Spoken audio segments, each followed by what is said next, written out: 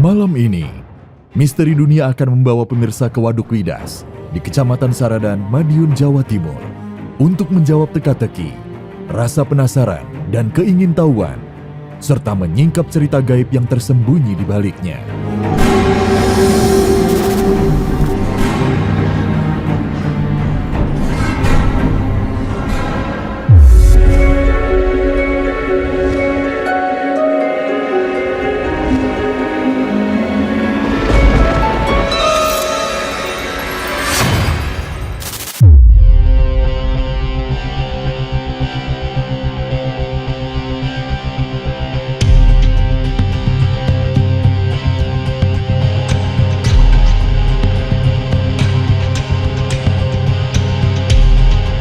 Tak ada yang aneh dan ganjil.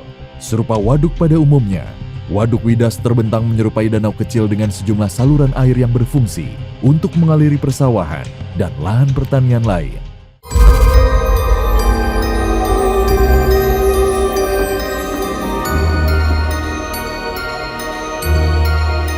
Namun siapa menyangka, di balik fungsi dan keindahan alam, Waduk Widas menyimpan kisah misteri yang tak masuk akal. Ini terkait dengan cerita tutur yang turun dari mulut ke mulut.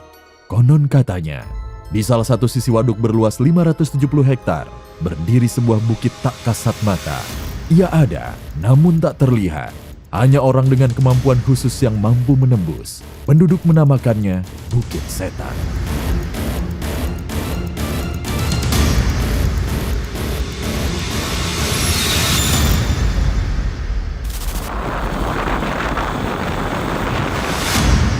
Rasa penasaran ini yang membawa Arya Sena, seorang penggiat cerita misteri, untuk membuktikannya.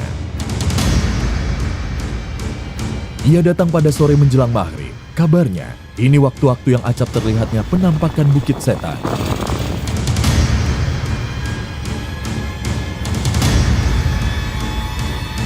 Kabut senja berarak menutupi sisi waduk. Keadaan ini saja sudah membuat sekitaran waduk terasa misterius. Arya tegak berdiri persis di lokasi yang disebut sebagai titik keberadaan Bukit Setan. Disinilah letak keberadaan dari bukit yang sangat mistis. Bukit yang tidak bisa dilihat oleh sembarang mata. Bukit yang hanya bisa dilihat oleh calon korbannya. Disinilah berkembang cerita mitos yang sangat diyakini oleh masyarakat lokal. Walaupun tidak semua, ternyata nggak semua loh. Masyarakat di sini itu tahu, ya. Hanya sebagian kecil aja mungkin yang pernah melihat dan mengalaminya.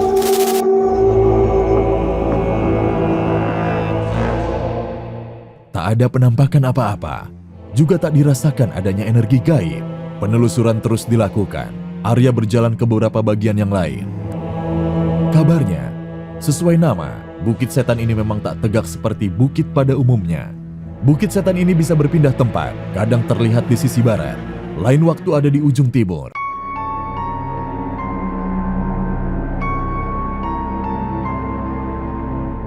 Dan ternyata, begini mitos dan keganjilannya.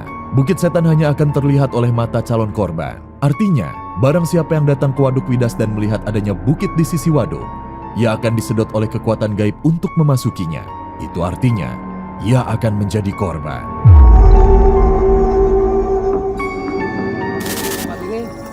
Diyakini, ya, entah di sebelah mananya, entah di sudut mananya, entah dari bagian mananya, itu terkadang muncul sebuah bukit yang dikenal dengan nama Bukit Setan.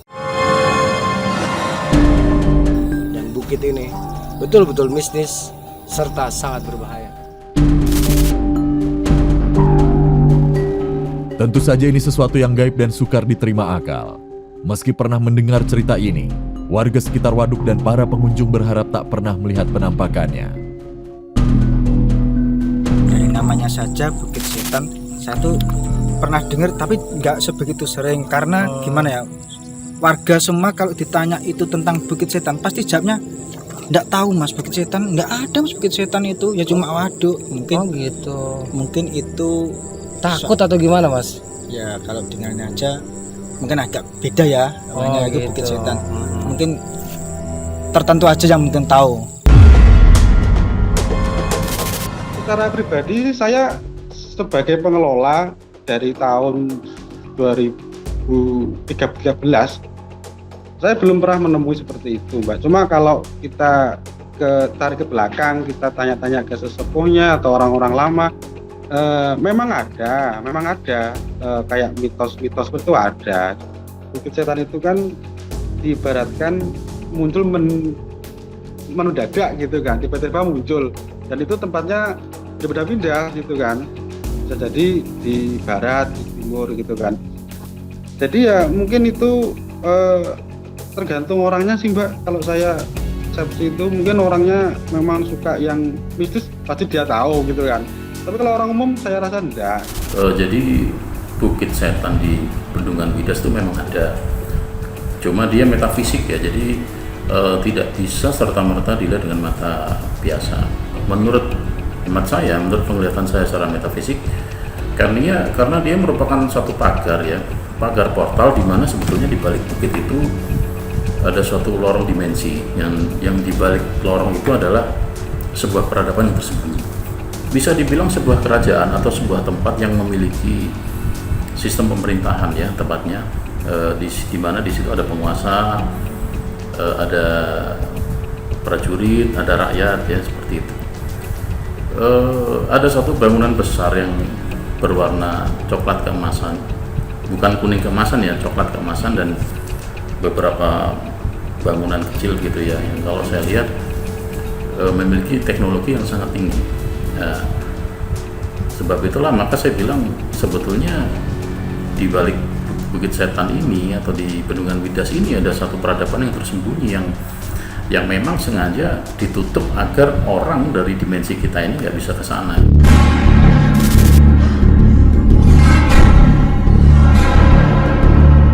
Keberadaan Bukit Setan diikuti pula cerita supralogis lain.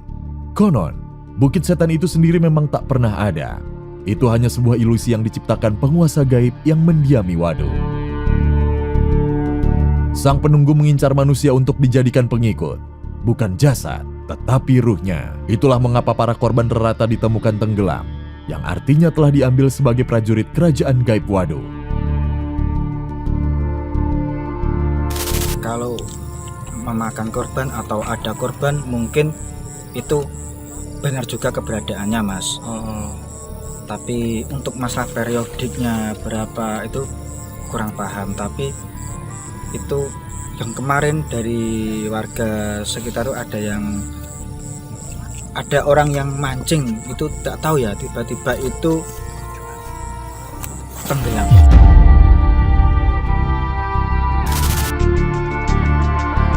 Kajian supranatural menemukan jawaban kalau para korban itu adalah mereka yang melanggar pantangan.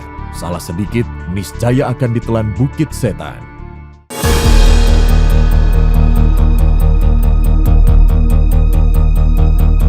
Ketika kita berada di suatu tempat, khususnya di Bendungan Widas, itu memang tidak boleh dalam keadaan kosong pikiran. Pikiran tidak boleh dalam keadaan kosong, dan juga tidak boleh terlalu excited ataupun terlalu sedih gitu ya. Jadi kita selalu dalam keadaan ingat, eling gitu, supaya kita tidak mudah terseret arus dimensi lain itu. Sulit untuk diterima logika, tapi memang begitulah sesuatu yang mistikal hidup berdampingan dengan ilmu pengetahuan. Rujukan yang paling dekat adalah cerita tutur dan para penggiat supranatural. Bagaimana sebenarnya kisah Bukit Setan ini? Benarkah pernah ada yang melihatnya? Apa pula hubungannya dengan gua yang didiami siluman ular? Pertanyaan-pertanyaan itu yang membawa Arya Sena menyambangi seorang sesepuh untuk mencari tahu kebenarannya. Jangan kemana-mana, misteri dunia akan segera kembali.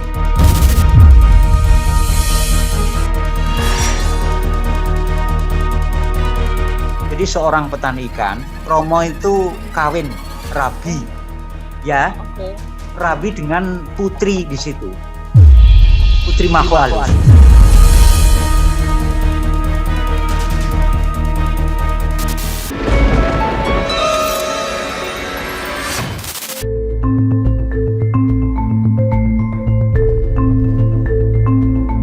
Walaupun tidak semua orang mendengar dan mengetahui, sebagian yang lain meyakini kalau Bukit Setan itu benar-benar ada. Cerita ini terpelihara dalam waktu yang lama. Setelah pembuktian di lapangan tak menemukan apa-apa, tim penelusuran misteri dunia menyambangi seorang warga sepuh yang sudah tinggal lama di Saradan. Dari sesepuh ini didapatkan cerita lain dari Bukit Setan. Niki wonten informasi ingkang bersangkutan kali Bukit Setan niku. Betul kertas kula. Tak banyak informasi yang didapatkan. Sesepuh terkesan menolak menyebut keberadaan bukit gaib itu. Ada kesan tak mau menceritakan yang sebenarnya supaya waduk tetap ramai dikunjungi. Padahal disembunyikan atau tidak, keberadaan Bukit Setan Waduk Widas ini telah diketahui sebagian masyarakat. Ya, itu ada dia Muslim jelas. Karena apa? Anaknya ditanya di Pek Mantu atau ikut ngaji. Akhirnya dia pilih ngaji. Ternyata dia disuruh ngaji dia. Dia ngaji sampai 2 hari kan di alamnya kan waktunya cuma di kita aja, tapi di waktu kita ternyata 2 hari. Nggak pulang. Akhirnya pulang-pulang dia geletak di pinggir waduk di Gua Ulo itu. Acaranya camping anak-anak SMP itu kan. Panitia masuk, saya beritahu operator gini, udah oke. Setelah selesai kesini kan Mbak, memang mereka ya kita kan nggak bisa mau apa itu Pak ini nggak boleh gini nggak, memang ya. Jadi istilahnya dari sekolah itu sudah ada bawa pawangnya Mbak istilahnya. Mereka bawa orang istilahnya mageri, kalau bahasa Jawa itu tempatnya untuk camping itu dipageri gitu loh maksudnya. Jadi ya yang nggak tahu lah itu apa itu biar tempatnya nggak dimasuki atau itu kan itu monggo silakan, tapi yang jelas ya ini jelas aturannya tidak boleh gini-gini gitu kan.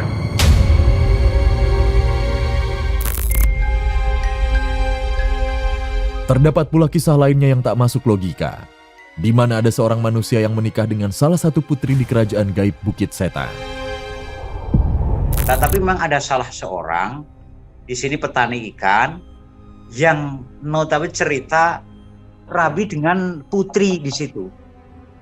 Putri Makhluk Halus. Jadi seorang petani ikan ini sampai sekarang dia kalau sudah masuk di situ wilayah situ dia sudah diam. Di sini mesti ketemu itu. Nanti ada setengah jam sampai 1 jam ternyata dia sudah artinya menjalin asmoro dengan putri di situ.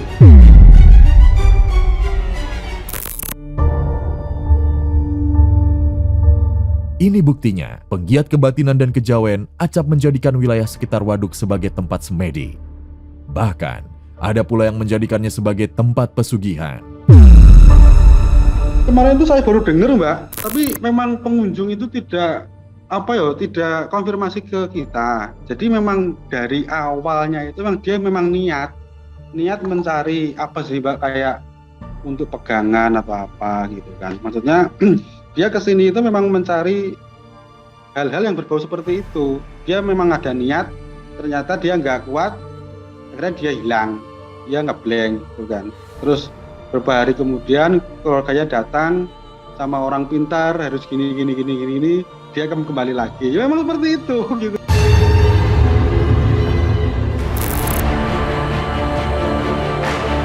Tak berhenti sampai di situ saja.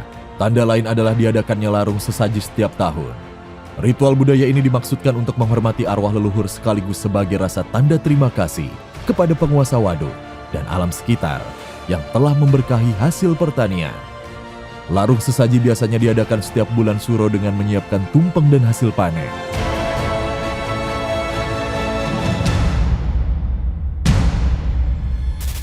Larung sesaji itu dilaksanakan hampir pasti tiap tahun, itu pasti dilaksanakan dengan kondisi sesulit apapun. Teman-teman pengelola air di situ itu pasti melaksanakan namanya larung sesaji itu.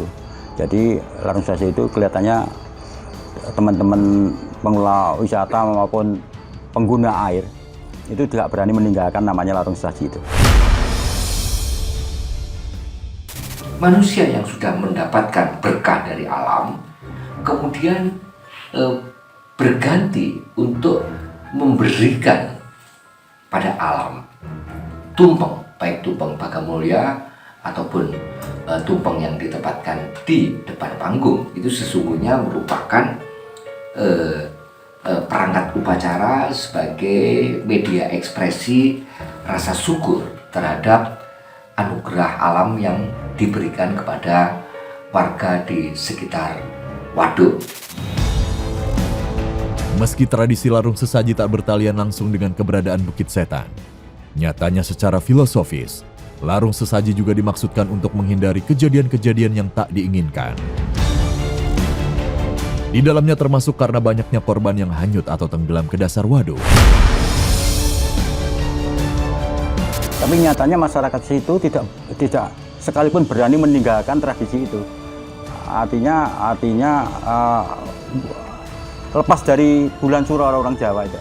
Ini juga nggak berani. Harus bulan Suro untuk dilaksanakan ritual larung sesaji itu.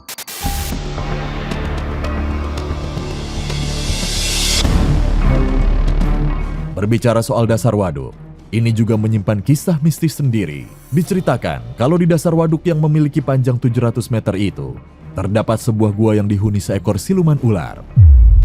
Konon, ular siluman inilah yang menjadi penguasa waduk yang acap memberikan pandangan ilusi berupa Bukit Setan kepada pengunjung. Menurut kepercayaan mereka itu, di situ itu ada semacam ular besar yang menunggu di situ, sehingga kalau dilaksanakan larung sesaji itu ada semacam tiap tahun itu ada korban-korban yang menghindari itulah. Bahwa di sekitar Gua Ulo itu kalau di makhluk gaib di situ sebuah pondok besar yang cerita anak yang hilang 2 hari di situ ya di Gua Ulo itu ya, di sekitar di situ memang pondok besar jin. Jadi di Bendungan Widas itu selain penampakan Bukit Setan juga saya melihat ada 3 buah goa yang terutama di sebelah timur itu dihuni seekor ular yang besar ya. Kalau bisa saya katakan itu dia lebih ke bangsa naga yang memang dia merupakan penjaga agar manusia itu menjauh dari namanya peradaban itu tadi. Sedangkan dua goa lagi itu kosong.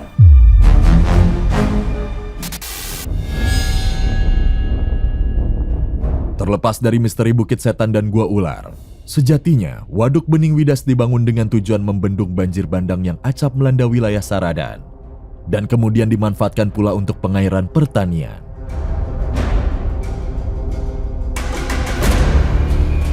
Dengan menghambat aliran Kali Bening dan Kali Petung, Waduk Widas dikerjakan mulai tahun 1977 dan baru selesai 8 tahun setelahnya, Presiden kedua Republik Indonesia, HM Muhammad Soeharto, meresmikannya tahun 1982. Jadi Widas itu fungsinya, tujuan utamanya untuk kelola air, baik itu untuk pencegahan banjir maupun untuk pertanian ya, pengairan pertanian. Tapi di situ kan juga potensi pengembangan pengembangan wisata. Ya, dan di situ juga pemerintah daerah juga ikut campur.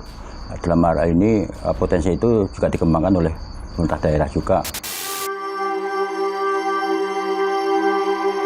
Potensi alam dengan hutan jati yang lebat dan bentangan waduk berbentuk danau telah menarik pemerintah daerah untuk menyulap menjadi daerah tujuan wisata. Posisinya yang berada tak jauh dari tepi Jalan Raya Solo Madiun kilometer 40 membuat Waduk Wiras bertumbuh sebagai destinasi wisata alternatif. Dan entah siapa yang meletupkannya, kemudian muncul cerita misteri itu.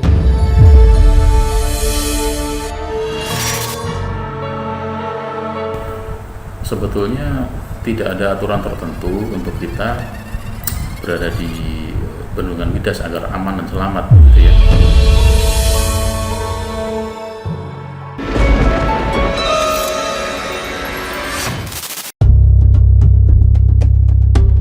Benarkah bukit di Waduk Wiras berhantu dan sebegitu seramnya? Pada semua cerita misteri ini, belakangan tersibak kalau korban tenggelam sejatinya bukan ditelan ruh gaib Bukit Setan. Mereka menjadi korban karena laku sendiri melanggar peraturan. Ada yang berenang saat air bendungan sedang tinggi, memancing malam hari, berbuat senonoh sampai mabuk-mabukan.